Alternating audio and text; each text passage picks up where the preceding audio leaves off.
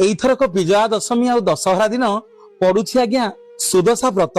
सबु माँ मानक पई आनंद आ उत्सवर दिन। करुणामयी माँ विजया दशमी रे विराजमान करिवे समग्र जगत रे लक्ष्मी सांताणी प्रतिटी घरे घरे। मनरे प्रश्न आसुची ए व्रत को नुआ व्रतधारी माने करि परिबे ना नहीं?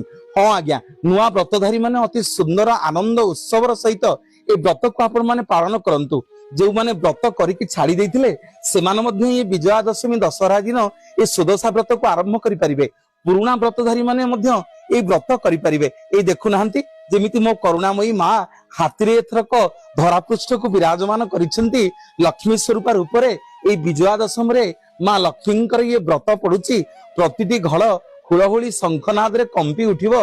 विजया दशमी दिन लक्ष्मी सांताणी 10टी गंठी पके 10टी नारे मो कृपामयी माँ प्रतिटी माँ मानकर हाथ रे व्रत रे रहिबे।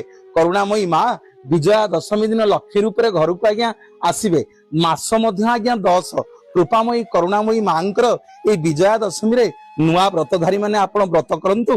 पुराना व्रतधारी माने व्रत करंतु। जो माने व्रत छाड़ी देथिले सेमान मध्य नुआ करिकि व्रत आरंभ करंतु।